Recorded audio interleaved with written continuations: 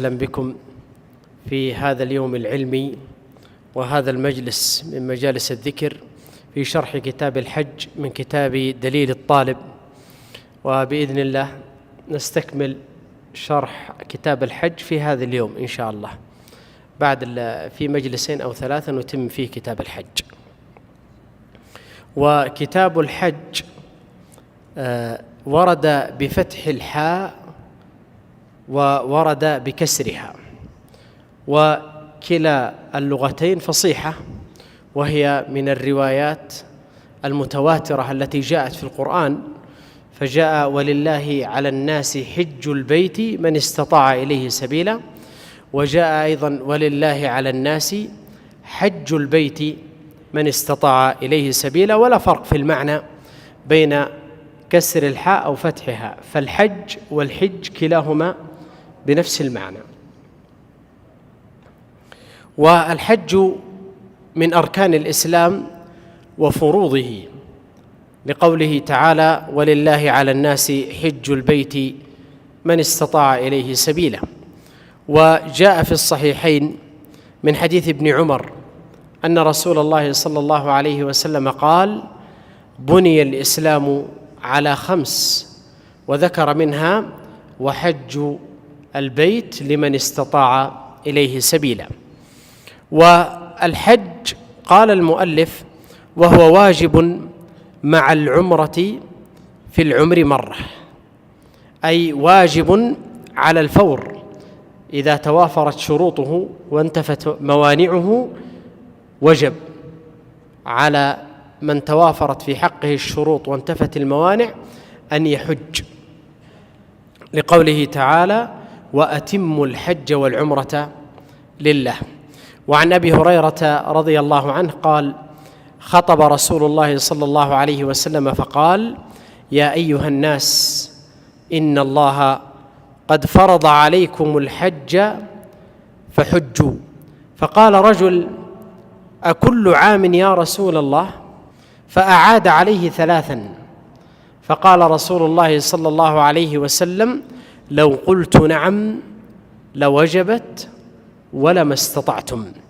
ثم قال: ذروني ما تركتكم. والحديث أخرجه مسلم. وعن عائشة رضي الله عنها أنها قالت: يا رسول الله هل على النساء من جهاد؟ قال: نعم، عليهن جهاد لا قتال فيه، الحج والعمرة. والحديث أخرجه أحمد وابن ماجه والدارقطني. وأيضا عن ابن عباس رضي الله عنه قال: دخلت العمرة في الحج إلى يوم القيامة. وهذا المعنى في قول المصنف رحمه الله: واجب مع العمرة في العمر مرة واحدة، فقال دخلت العمرة في الحج إلى يوم القيامة. والحديث أخرجه مسلم. قال المصنف قال: وشرط الوجوب 5 أشياء. تنقسم الشروط إلى 3 أقسام: قسم يشترط للوجوب وصحة الحج، وهو الإسلام والعقل. الإسلام لأن الكافر لا يصح حجه، والعقل لأن الطفل أو المجنون ليس له قصد صحيح. ومن شرط الحج القصد وهو النية، فإذا لم يصح منه القصد أي النية لم يصح الحج، لأن الحج عبادة لا بد لها من النية. وقسم يشترط للوجوب والإجزاء دون الصحة، وهو البلوغ، لحديث رفع القلم عن 3. ويقصد بذلك أن الصبي الصغير إذا حج صح منه الحج، لكنه لا يجزئه عن حجة الإسلام. وضح شرط الإجزاء، هذا المقصود بشرط الإجزاء. وكمال الحرية أيضا هذا من شروط الوجوب والإجزاء دون الصحة، فهو صحيح لكنه غير مجزئ عن حجة الإسلام. قال: لكن يصحان، أي إذا حج الصغير أو المجنون فإن حجه صحيح لكنه لا يجزئه عن حجة الإسلام. لذلك قال المصنف: لكن يصحان من الصغير والرقيق. ويدخل في الرقيق أيضا المكاتب والمدبر. المكاتب من كاتبه سيده على أن يؤدي نجوما أو أقساط فيعتق، والمدبر أي من قال إذا مت ففلان حر، أي دبره جعله دبر موته.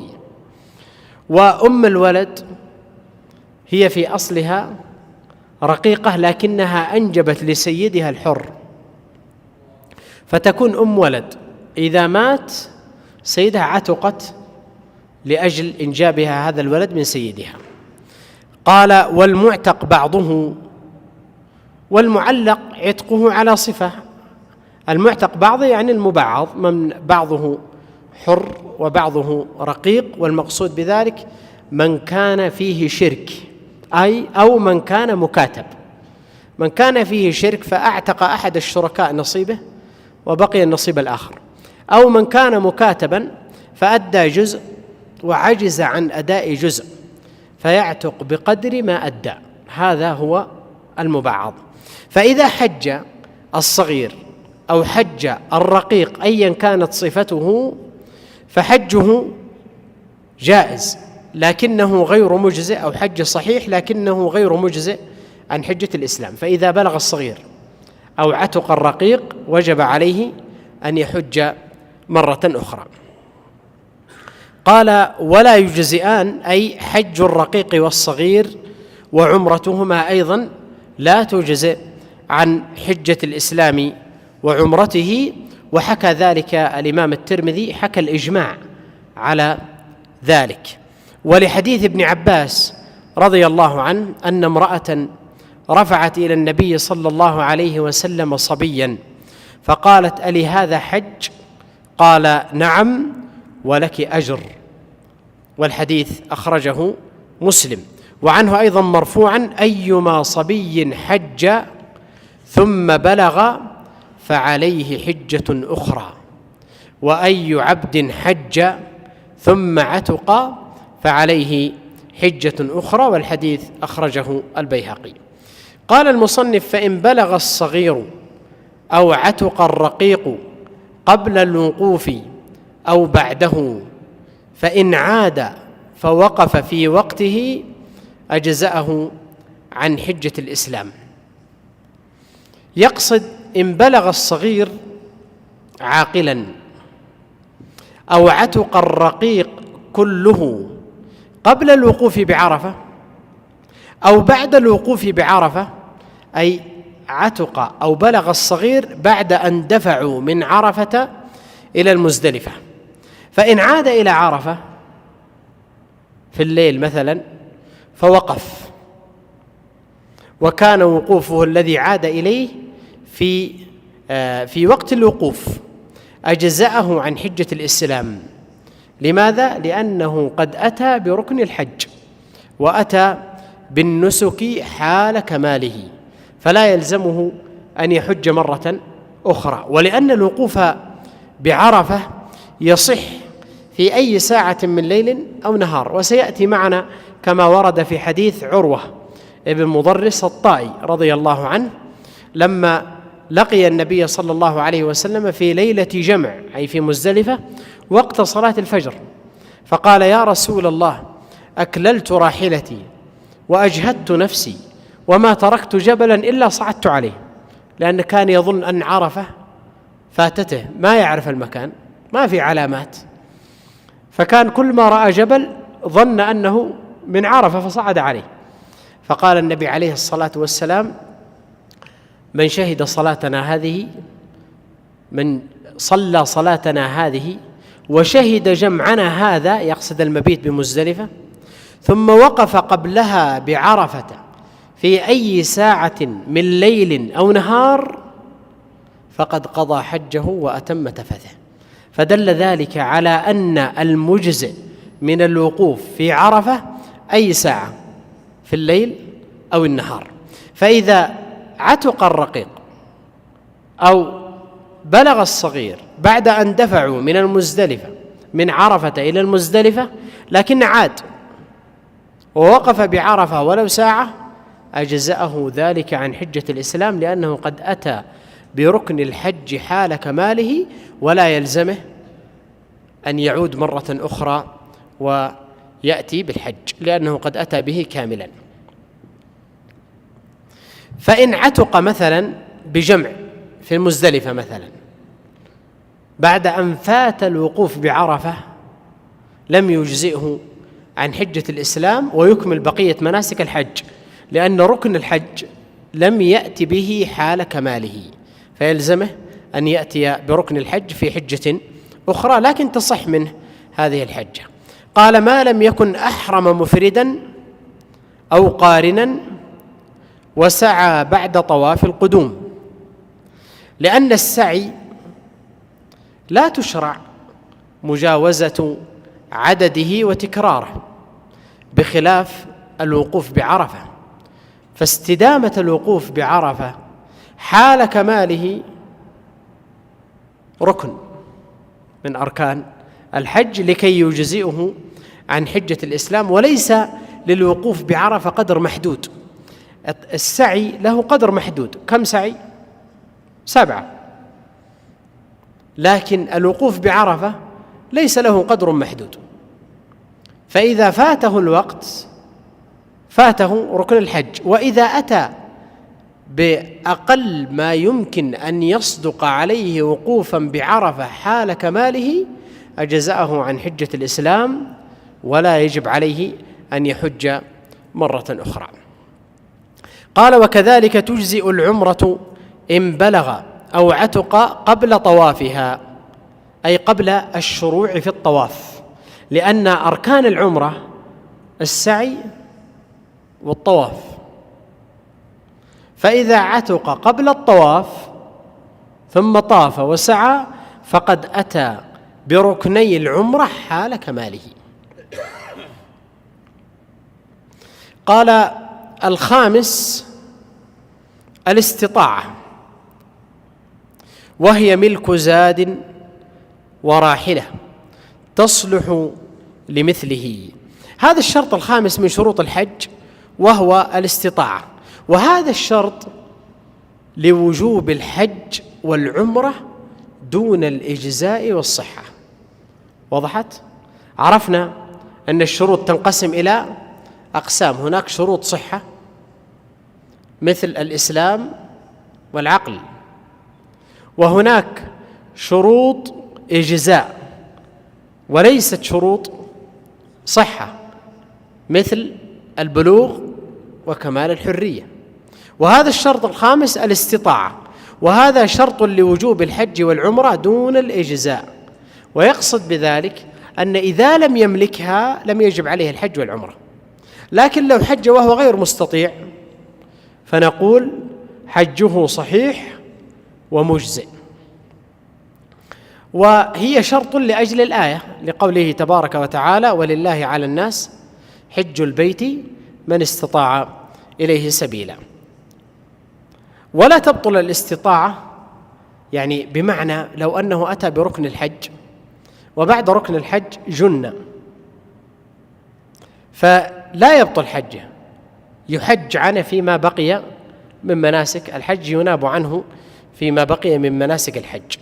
قال: وهي ملك زاد، يعني الزاد الذي يحتاجه في سفره، ويملك ما يحفظ فيه هذا الزاد، يعني الوعاء، فيملك الزاد ويملك ما يحفظ فيه هذا الزاد. قال: وراحلة، أي وملك راحلة لركوبه وحمل الطعام وآلة الطعام معه على هذه الراحلة، وتكون هذه الراحلة تصلح لمثله. قال الإمام الترمذي: والعمل عليه عند أهل العلم. وعن أنس رضي الله عنه قال في قوله عز وجل: من استطاع إليه سبيلا. قيل يا رسول الله ما السبيل؟ قال: الزاد والراحلة. والحديث أخرجه الدارقطني والحاكم.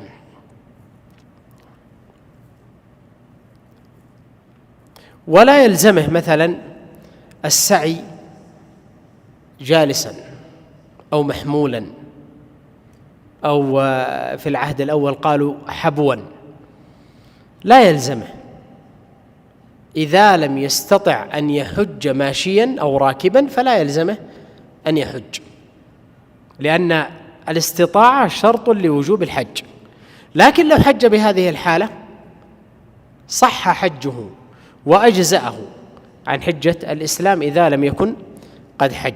كذلك لو لم يكن يستطيع أن يجلس على الدابة أو الراحلة فيحج عنه من ماله، لكن هو لا يجب عليه الحج، لحديث المرأة الخثعمية التي لقيت النبي صلى الله عليه وسلم فقالت: يا رسول الله في الحج إن أبي أدركته فريضة الحج، شيخ كبير لا يستقر على الدابة، أفأحج عنه؟ قال: حجي عن أبيك. فإذا كان له مال فيحج عنه من ماله، لكن هو لا يجب عليه أن يحج لانتفاء شرط من شروط الحج في حقه وهو الاستطاعة. قال: أو ملك ما يقدر به على تحصيل ذلك بشرط كونه فاضلا عما يحتاجه من كتب ومسكن وخادم، وأن يكون فاضلا عن مؤنته ومؤنة عياله على الدوام.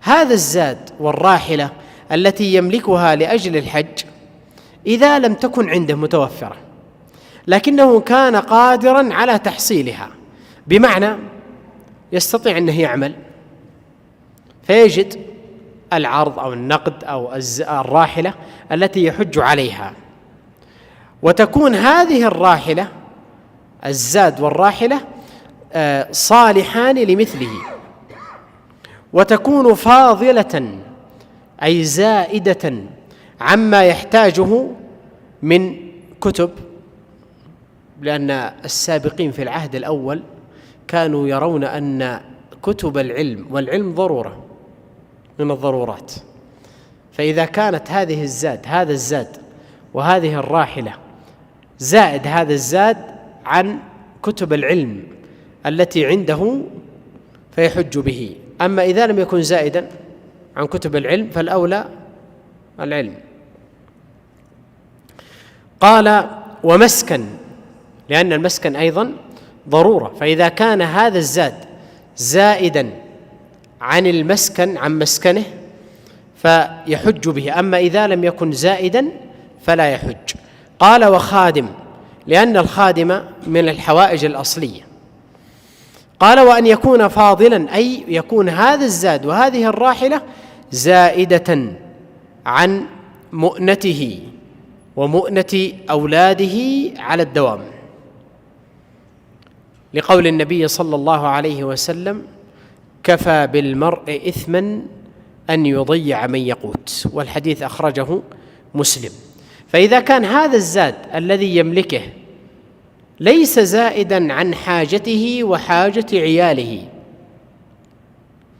فحاجته وحاجة أولاده في أكلهم وشرابهم ومؤنتهم أولى، ولا يحج بهذا الزاد حتى يجد من الزاد ما يكون زائدا. قال: فمن كملت له هذه الشروط لزمه السعي فورا. إذا اكتملت هذه الشروط الخمسة في حق الإنسان فإنه يجب عليه أن يسعى إلى الحج فورا، أي على الفور، فيأثم إن أخره إلى عام آخر بلا عذر، بناء على أن ذلك للفور. ولحديث ابن عباس مرفوعا قال: تعجلوا إلى الحج، يعني إلى حج الفريضة، فإن أحدكم لا يدري ما يعرض له. والحديث أخرجه أحمد. وأما تأخير، بعض الناس يحتج بماذا؟ يقول النبي عليه الصلاة والسلام أخر الحج. تأخير النبي عليه الصلاة والسلام للحج لأمور أخرى.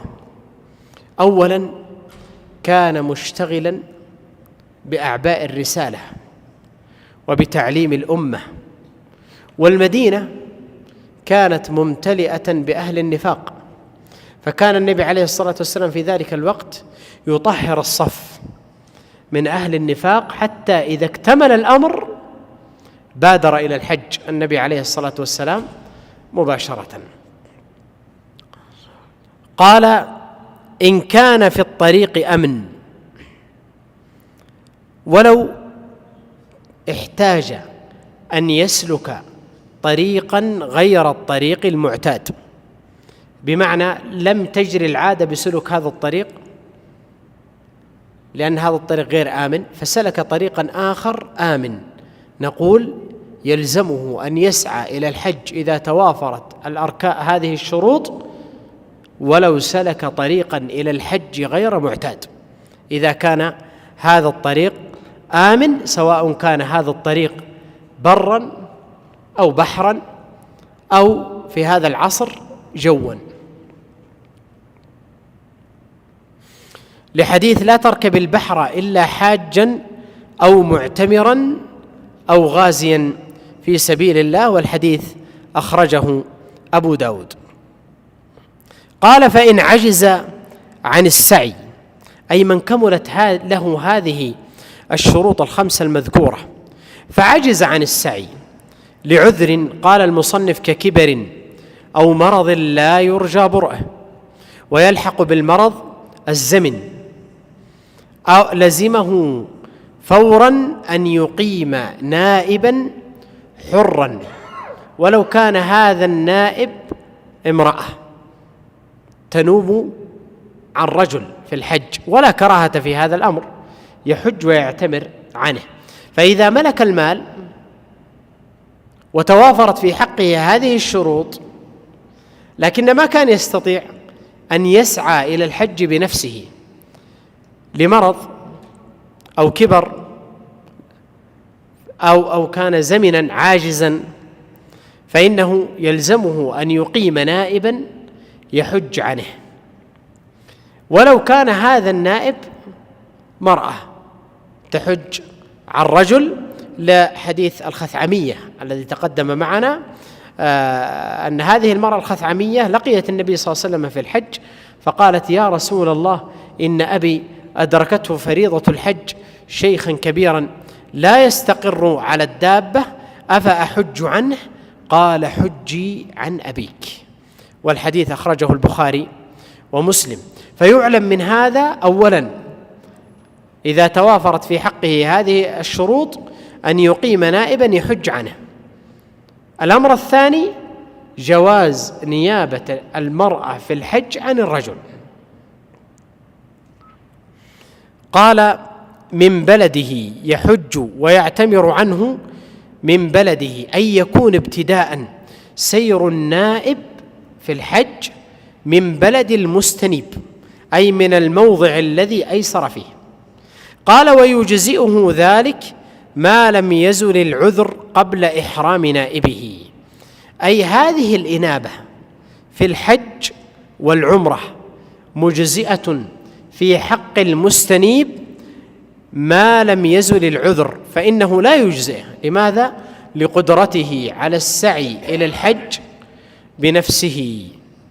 فإذا قبل أن يحرم هذا الشخص زال عنه المرض أو استطاع أن يستقر على الدابة، نقول في هذه الحالة يلزمه أن يسعى إلى الحج بنفسه هو، لأن الحج واجب على الفور وقد توافرت في حقه الشروط. أيضا لمن ليس لمن يرجى زوال علته أن يستنيب، فإن فعل لم تجزع عن حجة الإسلام. يعني كان شخص عنده مرض هذا العام، فقال له الطبيب مثلا: تحتاج إلى مواعيد ومراجعات وكذا، وإن شاء الله أن هذا المرض مما يزول، لكن في هذه السنة أناب من يحج عنه. ثم بعد الحج انتهى الحج، زال عنه هذا المرض الذي كان يمنعه من الحج، نقول يلزمه أن يحج عن نفسه. قال: فلو مات قبل أن يستنيب وجب أن يدفع من تركته لمن يحج ويعتمر عنه. هذا الشخص لو مات وكان الحج والعمرة في حقه لازمين ولم يستنيب، يعني كان عنده مال واستطاع أن ينيب من يحج عنه لكن ما أناب أحد، فهذا يكون في حقه تفريطا، فيجب أن يدفع من تركته لمن يحج أو يعتمر عنه من حيث وجبا. لماذا؟ لأن القضاء يكون بصفة الأداء حتى ولو لم يوصي، بمعنى لو ما أوصى لمن يحج عنه فيجب أن يخرج من تركته وتدفع لمن ينوب عنه بالحج، لحديث ابن عباس رضي الله عنه أن امرأة قالت: يا رسول الله، إن أمي نذرت أن تحج فلم تحج حتى ماتت، أفأحج عنها؟ قال: نعم، حجي عنها. أرأيت لو كان على أمك دين أكنت قاضيته؟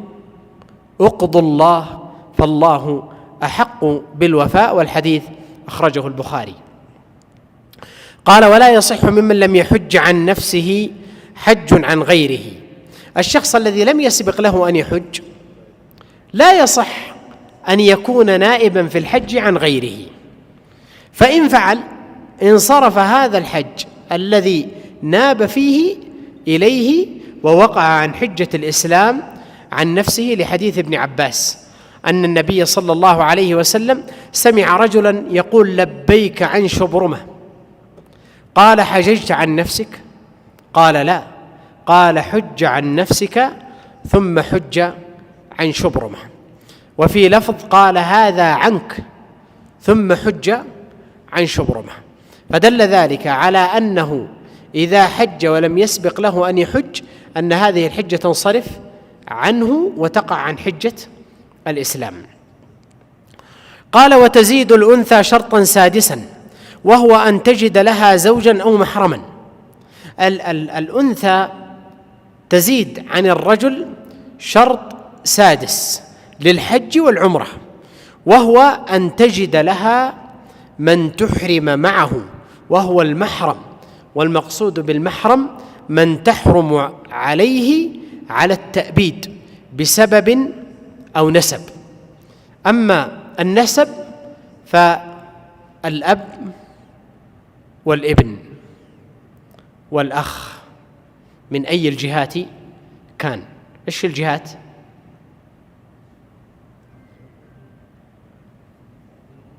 صحيح، لا أتكلم عن الأخ، هذه في علم في المواريث.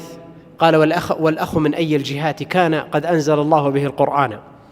الأخ من الجهات الثلاث: الأخ الشقيق والأخ لأب والأخ لأم، هذا محرم لأنها تحرم عليه على التأبيد. والمحرمية إما أن تكون بسبب أو نسب أو مصاهرة. فالسبب عرفناه، الأب والابن، هذا النسب. والمصاهرة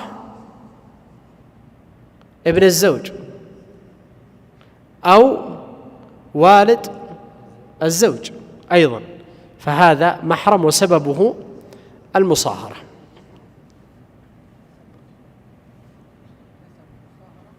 ما اسمعك يا شيخ. أي نعم، والسبب هو الرضاع، السبب هو الرضاع، لحديث ابن عباس رضي الله عنه قال: لا تسافر امرأة إلا مع محرم، ولا يدخل عليها رجل إلا ومعها محرم. والحديث أخرجه البخاري ومسلم. وهذا المحرم من شرطه قال المصنف: مكلفا، أي يشترط في هذا المحرم أن يكون برز القهوة يا شيخ.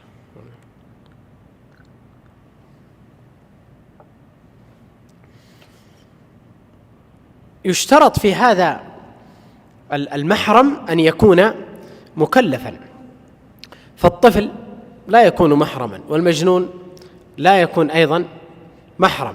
وهذا يتساهل فيه بعض الناس عند السفر، ولا لا؟ أحيانا تسافر معها طفل صغير عمره سنة وسنتين، ايش تقول؟ تقول معي ولدي. طيب كم عمر ولدك؟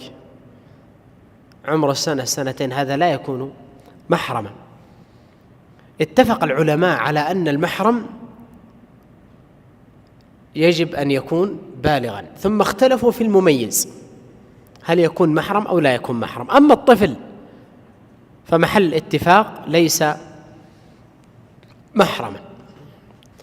ويشترط أيضا أن يكون مسلما ذكرا ولو كان عبدا، فإن كان كافرا أو أنثى فليس محرم. الأنثى لا تكون محرما للأنثى.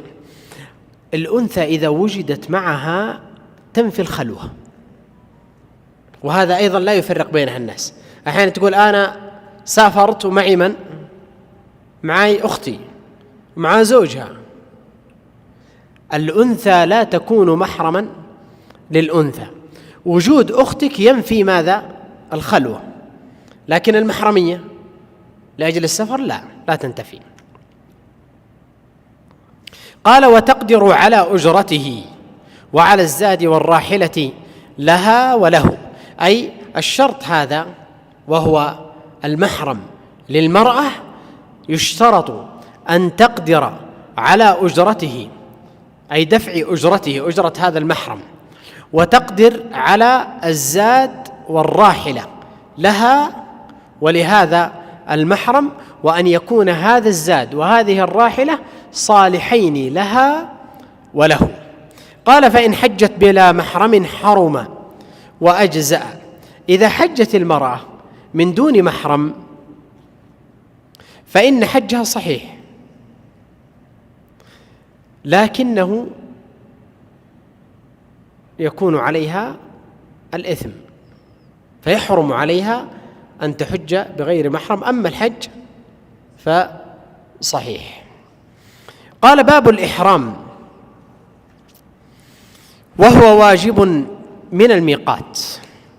الإحرام واجب من الميقات، لأنه صلى الله عليه وسلم كما جاء في الصحيحين وقت المواقيت، ولم ينقل عنه ولا عن أحد من الصحابة أنه تجاوز ميقاتا بلا إحرام. فميقات أهل المدينة ذو الحليفة، وبينها وبين المدينة تقريبا 7 أميال أو 6 أميال.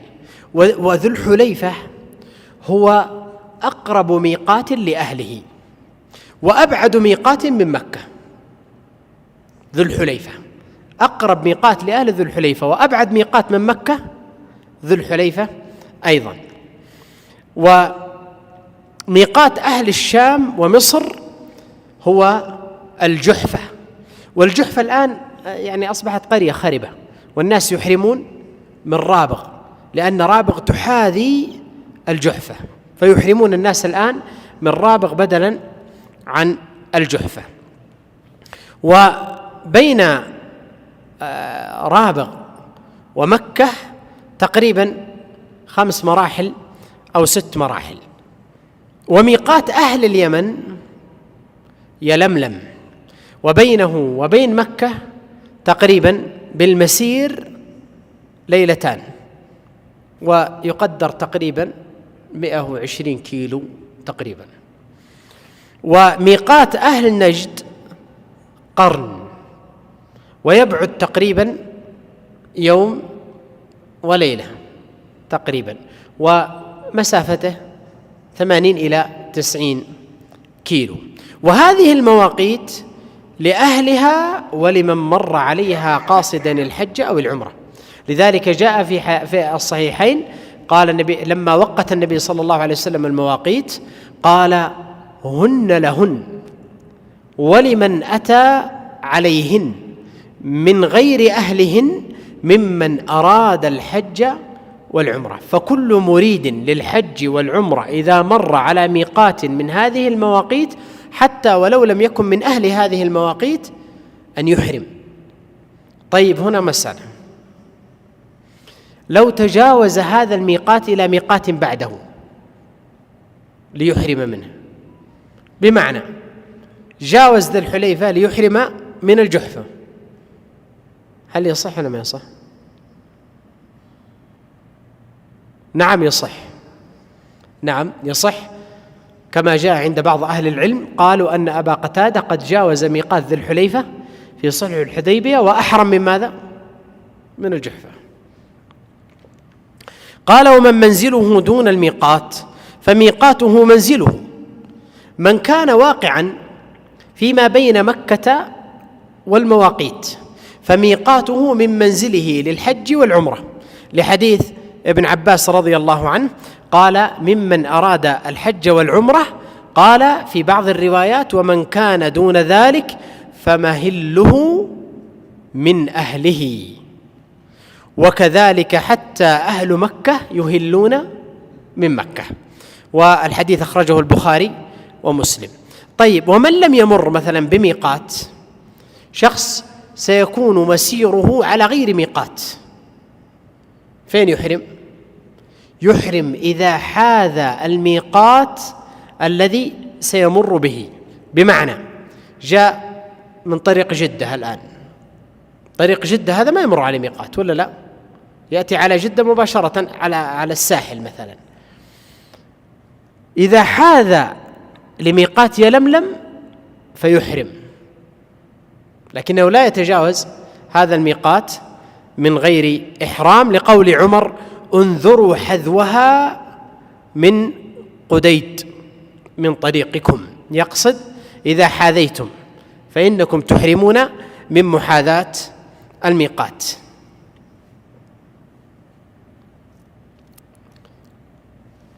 لحديث أيضا عن جابر أن النبي صلى الله عليه وسلم وقت لأهل العراق ذات عرق، ووقت عمر أيضا لأهل العراق ذات عرق، وذات عرق الآن أيضا قرية قديمة خربة، وأصبح الناس يحرمون الآن من وادي محرم، لأن ذات عرق قبل أو قرن المنازل فيمرون عليه ويتجاوزونه إلى الطائف، فإذا وصلوا إلى الطائف أحرموا من وادي محرم.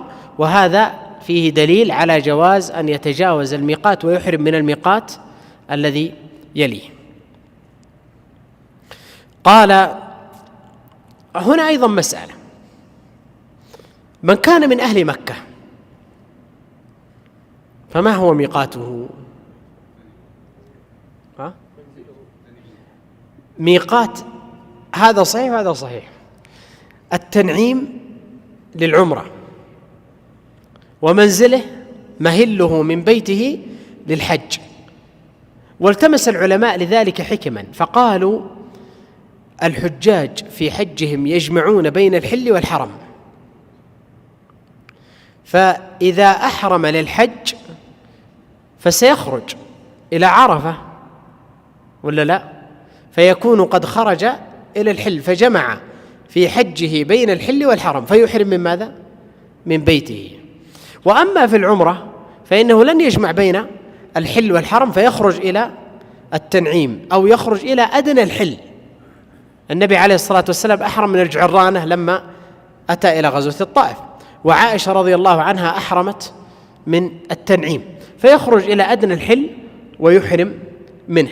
لأن أهل مكة ما كانوا يخرجون في الجاهلية، ما كانوا يخرجون من الحرم، فكانوا إذا خرجوا للمسير إلى الحج يقولون: نحن الحمس، أي نحن أهل البيت خدام البيت. فإذا وصلوا إلى المشعر الحرام إلى المزدلفة ما يتجاوزونها، يجلسون فيها، يقولون: ما نخرج مع الناس.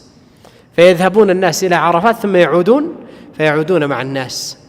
فلما خرج النبي صلى الله عليه وسلم للحج خرج من منى، فكان الناس ينتظرون ما الذي سيفعله النبي عليه الصلاة والسلام، فمضى النبي عليه الصلاة والسلام حتى أتى عرفة، فضربت له قبة، ثم رحلت راحلته وخطب الناس عليها، قال الله: ثم أفيضوا من حيث أفاض الناس. يعني أنتم والناس سواسية في هذا الأمر. فخرج النبي صلى الله عليه وسلم إلى عرفة. قال: ولا ينعقد الإحرام من مع وجود الجنون أو الإغماء أو السكر، وإذا انعقد لم يبطل إلا بالردة. الآن المجنون أو المغمى عليه أو السكران في حال الإحرام ما ينعقد. لماذا؟ لأن الإحرام ما هو؟ نية الدخول في النسك، هذا هو الإحرام. والمجنون أو السكران أو المغمى عليه ليس له قصد صحيح، وبالتالي نيته ليست صحيحة، لأنه ليس أهلا للنية، فإحرامه في هذه الحالة غير صحيح. وإذا انعقد الإحرام لم يبطل هذا الإحرام إلا بالردة، لقوله تعالى: ولقد أوحي إليك وإلى الذين من قبلك لئن أشركت ليحبطن عملك. لكن لا يبطل الإحرام بالجنون ولا الإغماء ولا السكر ولا الموت. إذا دخل في النسك ثم أغمي عليه فإحرامه صحيح، لأنه حال دخوله في النسك كان قصده صحيحا. وكذلك السكران والمجنون أيضا، ويناب عنه في تمام الحج. والموت، كيف الموت؟ طيب ما يبطل؟ أحسنت، لما جاء في الصحيحين أن النبي صلى الله عليه وسلم كان واقفا بعرفة، فكان واقف معه رجل فأوقصته ناقته، يعني سقط وانكسرت رقبته، فقال النبي عليه الصلاة والسلام: اغسلوه بماء وسدر، ولا تمسوه بطيب، ولا تخمروا رأسه، فإنه يبعث يوم القيامة ملبيا. وهذه منقبة عظيمة للحاج، أنه يبعث يوم القيامة، يعني الناس في فزع وخوف، وهذا يلبي: لبيك اللهم لبيك. قال: لكن يفسد الإحرام بالوطء في الفرج قبل التحلل الأول. قال ابن المنذر: أجمعوا على أن الحج لا يفسد بإتيان شيء في حال الإحرام إلا الجماع. والأصل في ذلك ما روي عن ابن عمر وابن عباس أن الحج يفسد، ولم يعرف لهما مخالف من الصحابة. طيب الآن كيف يحصل التحلل الأول والتحلل الثاني؟ أعمال العيد، أعمال الحج التي يشترك فيها جميع الأنساك الثلاثة: رمي الجمرة والحلق والتقصير والطواف، هذه يشتركون فيها جميع الأنساك. فإذا أتى باثنين من ثلاثة تحلل التحلل الأول، فيحل له كل شيء حرم عليه إلا النساء. فإذا أتى بالثالث حل له كل شيء حرم عليه. قبل أن يأتي بالتحلل الأول لو حصل منه جماع فسد هذا الحج. وسيأتي معنا الكلام فيما لو حصل جماع بعد التحلل الأول وقبل التحلل الثاني، هل يفسد أم لا، وماذا عليه لو حصل هذا الأمر. ستأتي معنا هذه المسألة. ولا قال: ولا يبطل بل يلزمه إتمامه والقضاء. الآن إذا جامع قبل التحلل الأول فسد هذا الحج، لكن لا يبطل. ما الفرق بين هذين الأمرين؟ يفسد في حقه، أي أن حجه في هذه الحالة لا يجزئه، لكن يجب عليه أن يمضي فيه. وهذا الحج هو العبادة الوحيدة التي إذا فسدت وجب عليه المضي فيها. جميع العبادات إذا فسد بطل ووجب عليه أن يقضي إلا الحج، فإذا فسد مضى فيه وكفر فدى، ويجب عليه أن يقضيه من قابل، أي على الفور.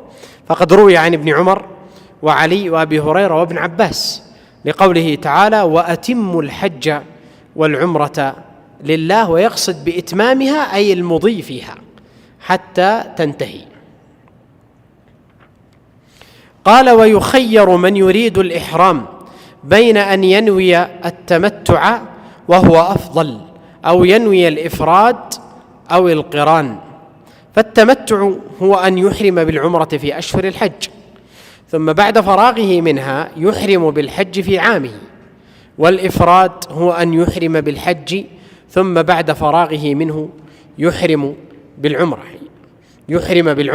والقران هو أن يحرم بالحج والعمرة معا، أو يحرم بالعمرة ثم يدخل الحج عليها قبل الشروع في طوافها. الآن من يريد الإحرام يخير بين الأنساك الثلاثة، والأنساك الثلاثة أولها التمتع، قال أن ينوي التمتع، والتمتع هو أفضل الأنساك الثلاثة، فقد روي ذلك عن ابن عباس وابن عمر وغيرهما. قال الإمام أحمد: وهو آخر الأمرين من النبي صلى الله عليه وسلم، أي آخر الأمرين أن التمتع هو أفضل الأنساك. وقال النبي عليه الصلاة والسلام: لو استقبلت من أمري ما استدبرت ما سقت الهدي ولا أحللت بعمرة، ويعني بذلك التمتع. قال: أو ينوي الإفراد، وهو قال طبعا عند الحنابلة أن الإفراد يلي التمتع في الأفضلية، إذن يكون ترتيب الأنساك الثلاثة التمتع ثم الإفراد ثم القران. وفي رواية أخرى أن أفضلها التمتع ثم القران ثم الإفراد. وبعض أهل العلم وهو ليس مذهب الحنابلة قالوا الأفضل القران. لماذا؟ لأن النبي صلى الله عليه وسلم حج قارنا. المؤلف هنا قدم الإفراد على القران، قال: أو ينوي الإفراد، ويقصد بذلك أن الإفراد يلي التمتع في الأفضلية. قال: أو القران، يقصد أن ينوي القران وهو يلي الإفراد في الفضل، لقول عائشة رضي الله عنها لما حجت مع النبي صلى الله عليه وسلم، والحديث أخرجه البخاري ومسلم، قالت: فمنا من أهل بعمرة، تعني ماذا؟ إيش النسك؟ التمتع. ومنا من أهل بحج، تعني ماذا؟ الإفراد. ومنا من أهل بهما، تعني ماذا؟ القران. فرتبتها عائشة بهذه الصفة، فقال المؤلف: أفضلها التمتع ثم الإفراد ثم القران.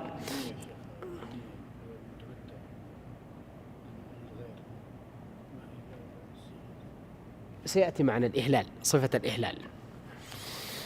فالتمتع كيفيته هو أن يحرم بالعمرة في أشهر الحج، يأتي بالعمرة في أحد أشهر الحج، وأشهر الحج هي شوال وذو القعدة وعشر من ذي الحجة، لأن العبرة عندهم في الشهر الذي يهل بها فيه، لا الشهر الذي يحل منها فيه. يعني إذا أهل بالعمرة فالعبرة هنا، وليس العبرة إذا تفرغ من العمرة. وتظهر هذه المسألة أو صورتها متى؟ لو أحرم يوم 30 من رمضان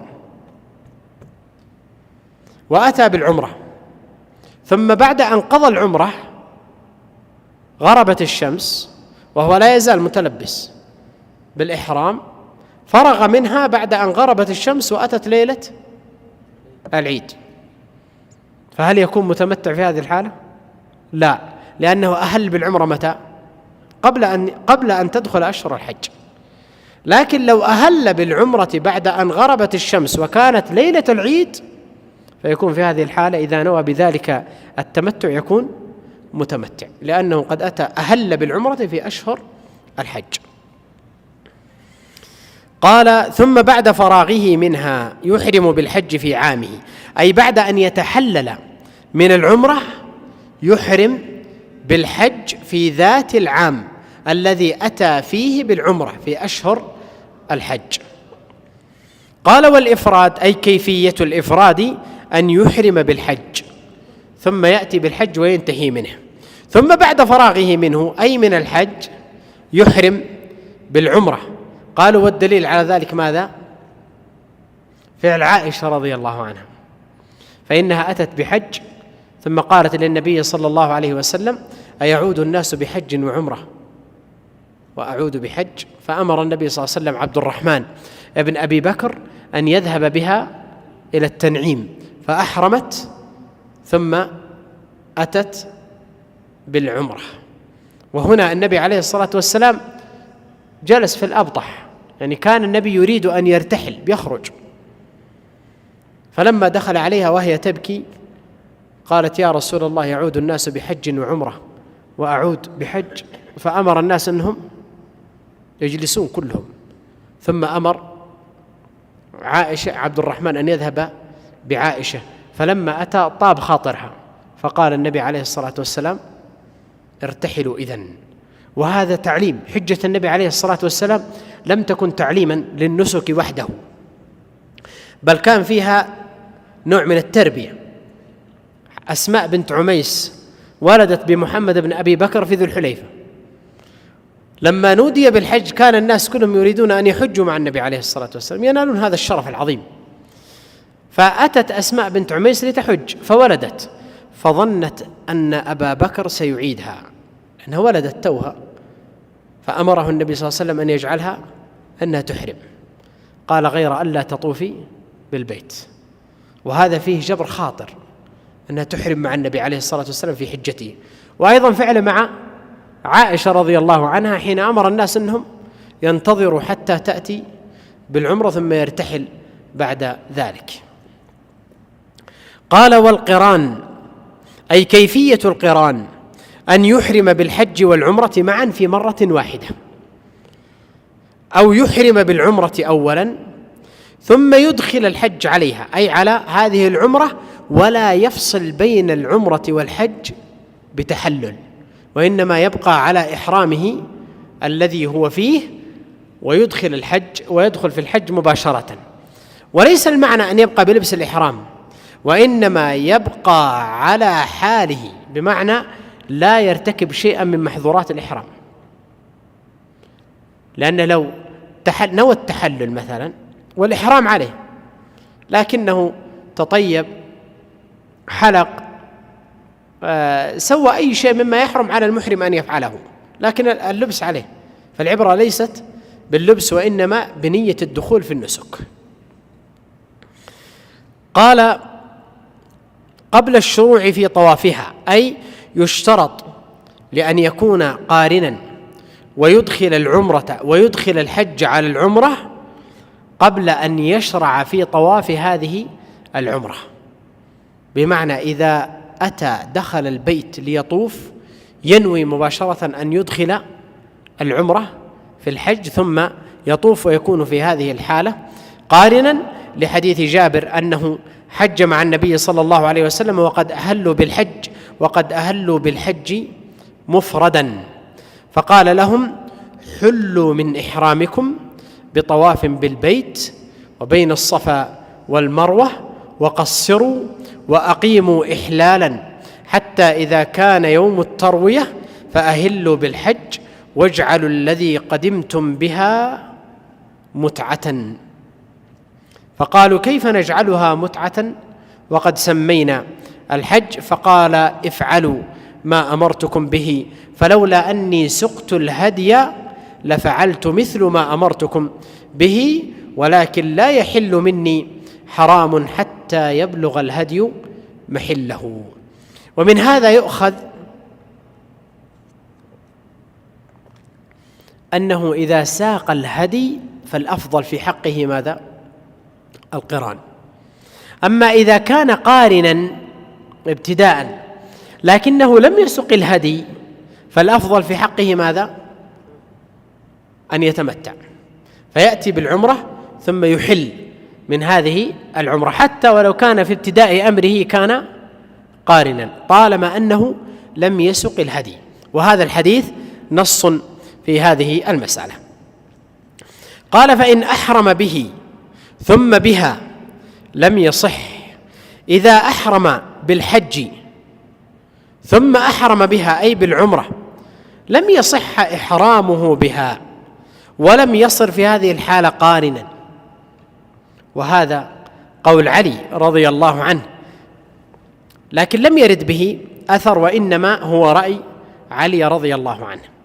قال: ومن أحرم وأطلق، يقصد بذلك أي نوى نفس الإحرام، يعني نويت أن أحرم لكني لم أعين نسكا.